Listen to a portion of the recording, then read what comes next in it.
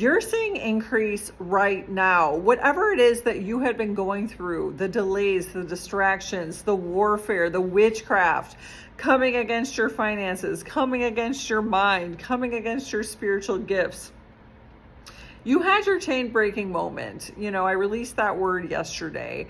And now that you've broken through, you're seeing the increase coming in hot. It's coming in fast and furious. And this is the clog that's been unclogged. Okay, whatever the enemy had been illegally holding back from you, the floodgates are open. It's open heaven over your life. You pass that money test. The Lord will allow us to go through these periods of lack. He'll allow the enemy to come against our finances, to put us through these trials and testing, because he's testing our heart posture. He wants to see how we react when we don't always get everything we want, when things don't always go the way that we thought they would. And you pass that test. The right way to pass that test is to just keep your eyes on Jesus and continue to move forward.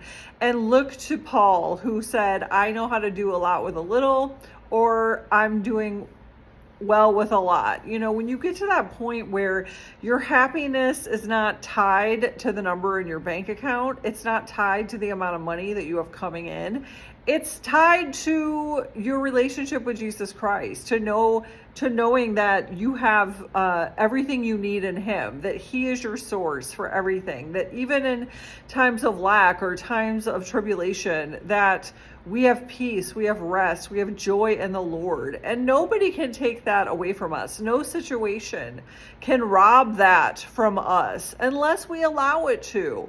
But you pass that test with flying colors, okay? So now you're starting to walk in this increase. You're starting to see the increase coming in. And it's much needed relief in your situation. Many of you have been really just struggling. You've been getting by day to day. The Lord has been taking care of you, but it's not been comfortable. It has been an uncomfortable process, but you've come through that season with flying colors, and you're being blessed for your obedience.